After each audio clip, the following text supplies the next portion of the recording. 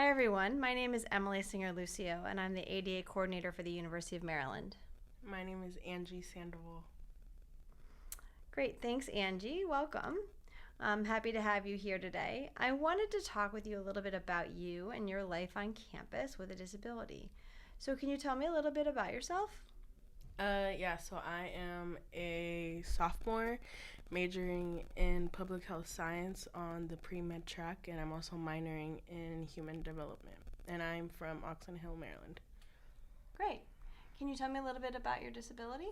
Yeah, so I was born with spina bifida, which is a neurological defect, which then affects my spine. So there's 3 levels to it, and I have the more severe one. So I am paralyzed from the waist down. Great. Thanks. So, tell me a little bit about what it was like learning you had a disability. Well, to me, there's not like life has just been life with a disability, so I don't really know anything other than having a disability. So like really learning I have a disability like isn't really something that I did just because I was born with a disability. So I've just learned, I guess, to live with the disability. How was it when you were little? Well, me, I was actually like I was lucky, I say, just because my parents just never treated me any different. I have a little sister, and they don't treat us any different compared to like other kids I've seen where their parents just like they baby them and treat them like they can't do anything on their own. But me, like growing up, I was just always told that I can do everything like everyone else can. So it's like I say it's been really easy growing up just because I was treated like any other kid. That's always good, right? I mean, Yeah. was that beneficial to you in some ways? Yeah, I say yeah, especially now that like I'm in college and on my own. I'd say it has been really beneficial because like I said, I've always been treated like everyone else. So I say that now like I'm really independent and I just like in college, like I just do everything on my own. And I feel like had I been treated differently than other kids just because I'm in a wheelchair and just because I have to do things a certain way, I feel like being in college would have been a lot more harder than it already is pretty hard.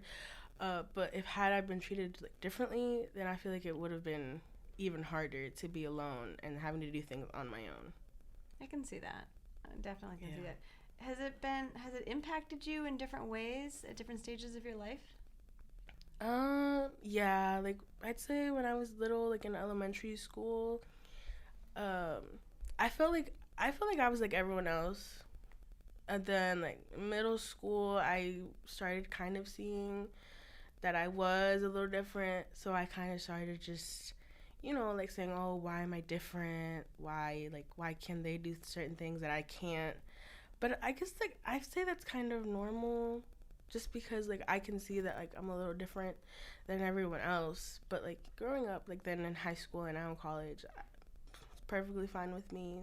I know that I can do things that everyone else can. I just know that it might take a little bit longer, or that like it might be a little different, but I can still do everything that everyone else can. That is such a positive attitude, and I bet that helps get you a long way. Yeah, it does. Yeah, cuz like I said, I know that I can do everything else that everyone else can. I struggle a little bit sometimes, but I know that I can do it. It's just a little bit harder sometimes. What have you found helpful to share about yourself with others? That I'm like everyone else. Just because I may look a little different, I'm like everyone else, and I deserve the same treatment as everyone else does. Do you find you're not treated the same as other people? No, because my disability is visible, so I feel like I just can tell sometimes people look at me a certain way, and then they start talking to me like really slowly like this like, oh, do you get it? I'm like, yeah, I get it, I understand. You don't have to talk to me like I'm a child. Like I understand. Yeah, I just feel like, and sometimes I feel like I'm not taken seriously because people think that because I have a disability I don't know what I'm talking about. Hmm. But I do. Just listen to me first before like pushing me away and telling me no. That's too bad. Yeah, I've seen situations like that, right, where somebody will walk up to somebody who's blind and start yelling, and I'm like, they're not deaf. Yeah. Or they'll be somebody who's deaf, and they'll like point to somebody else, like, do you need me to talk to them for you? Or Oh, whatever. yeah, Like, that happens to me too. They'll be like, "Oh my gosh, you're in a wheelchair. Do you know this person?" Like, no, I don't know everyone else that's in a wheelchair. Like, yeah, I that don't. happens. I really don't. Yeah, that happens a lot too. That's too bad. That's too bad. What are some preconceived notions or ideas you think people have about you? I know you've talked a little bit about that, but Yeah. Again, just that like I don't know what I'm doing, and like that I'm struggling in life, that like I won't survive on my own. But then like once I go back home and like people ask me, "Oh, are you living on college? Are you living on campus?" And I'm like, "Yeah." They're like, "Oh no.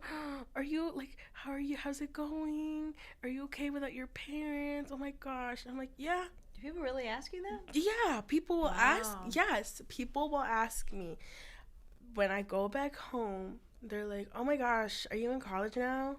I'm like, "Yeah." "Where are you going?" "UMD." "Oh, are you on campus?" "Yeah, I live on campus." "Are you living with someone?" "Do you miss your parents?" "Yeah, I miss my parents, but I'm not like I'm surviving. I'm doing perfectly fine without them. Like I'm going my day-to-day life without them. Like I I know I can do it on my own. They just think that I can't, I guess, because I've been with my parents for 18 years. But we all have. Yeah, right? everyone has. Right? So then Yeah. that's something that like it's just I don't understand why people think that just because like I have a disability, I can't do anything on my own, which I can. I've just had my parents to make it, I guess, like a little easier. But I can do everything on my own. I just know that like when I'm at home, I have them to help me. So yeah, people just like to think that I can't do anything on my own without my parents when I can. Tell me a little bit about things in your life that make it a little easier. Like, for example, I'm assuming you have a wheelchair accessible room on campus, right? Yeah. Tell me some of the things that help, that make it easier for you on a day-to-day basis. Well, having my roommate definitely helps. Having a roommate, because if I was alone, I feel like I'd be able to do everything. I just think that like having a roommate helps a lot.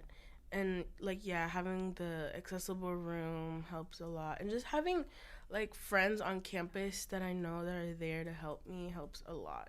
How do you find navigating around campus, especially with the construction? Oh. No,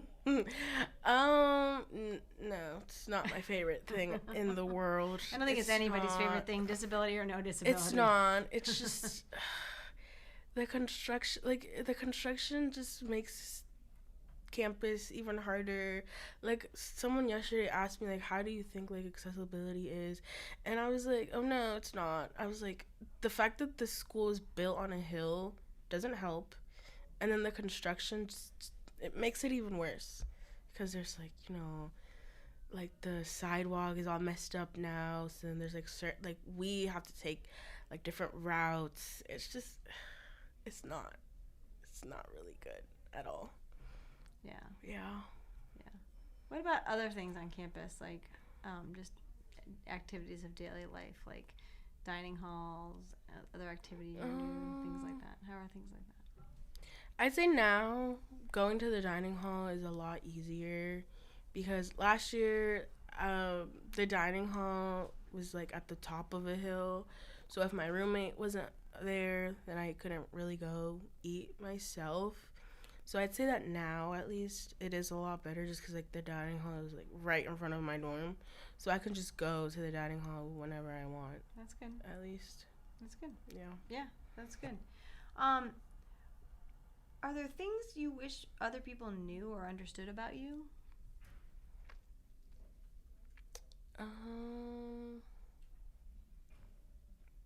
So that they didn't make assumptions? Like I said before, I can do everything on my own. Well, not really on my own, but like I can do most things pretty independently. I may need someone there just to help me like get over a bump or get over a hill or something, but like I can do everything else on my own. Or like I don't know. I just feel like I do need help because everyone needs help. But I just feel like sometimes certain people are just there, just on me, thinking I do need the help when I don't. It's just like, if I ask you for help, then go ahead. But if I don't ask for the help, then 9 times out of 10, I probably just don't need the help. There's an interesting video that's circulating about somebody who's ambulatory, and they use a crutch, right? And they're in the process of opening a door, and then somebody says, "Here, let me grab that for you," and grabs the door, and literally the person with the disability loses their balance because they were somewhat bracing themselves against the door as they pushed it open, and then somebody helped open it for them. And I know the person was trying to be helpful, right? But unfortunately, they ended up not being helpful.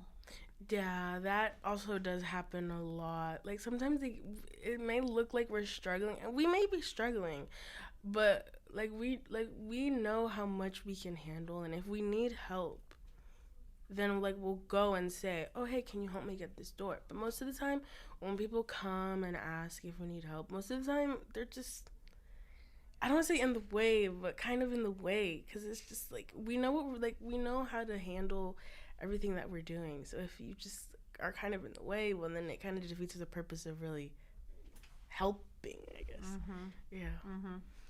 Yeah. Is there anything else you'd like to share with people about you that we don't know, or that you want people to know about you?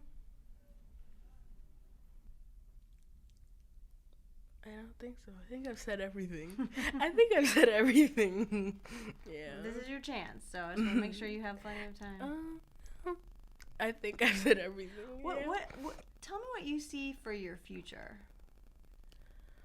My future right now is pretty far. Yeah, I just see myself, in 2-3 years time, walking across that stage, then applying to medical school, hopefully. You want to be a doctor?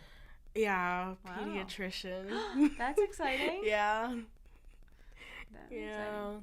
So yeah, just hopefully applying to medical school and going through that process, and hopefully in the future getting my white coat. Yeah. Why a pediatrician? I've always said this when someone asks me this. I just feel like me having a disability, I've had multiple doctor's appointments, and I've gone through many different doctors, and I've seen how certain doctors just aren't built for being, at least pediatricians, working with kids. Working with kids is not easy. Mm-hmm. And I know that because at my church, I'm a Sunday school teacher. I'm really involved with the kids. Wow. So I know that it's not easy working with kids. So, especially a doctor, that's a big deal. So if you're not built for working with kids, the kids are just not going to want to go to the doctor. And I've had many doctors where I just don't want to go. No one wants to go to the doctor, but Mm-hmm. There's just certain doctors that I just really try to avoid, just because I don't like their attitudes. I don't like how they just walk in, or what can I help you with? Oh, that's it? Okay. And they walk out. It's like they don't give the time of the day to listen to their kids.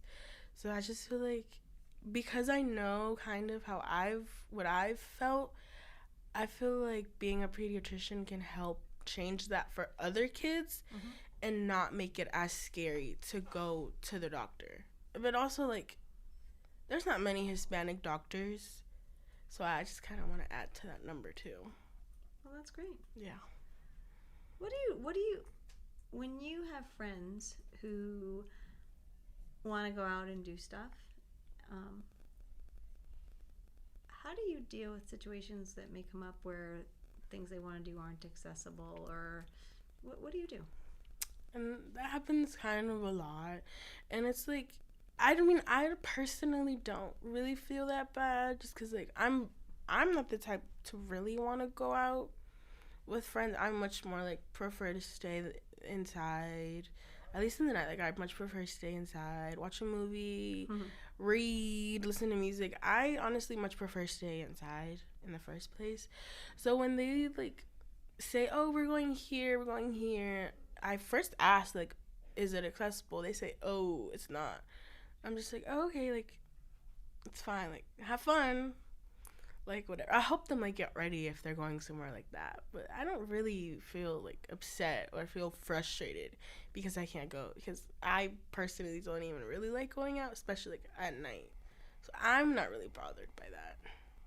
That's a good attitude. Yeah. At least you're excited for them, but Yeah, I'm just not really bothered by it.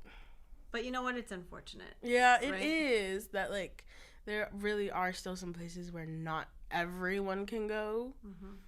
But, and yeah, I know that there are some people that would get really frustrated with that.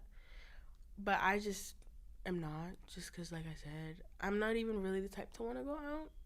So I just prefer to stay inside. So it doesn't really bother me when they go somewhere that I can't really go. Well, hopefully sometime in our lifetime, we won't have to ask that question, Yeah. right? Hopefully one time we'll know just by default that every place we want to go is accessible to people with disabilities. I hope so. That would be nice. Yeah. Yeah.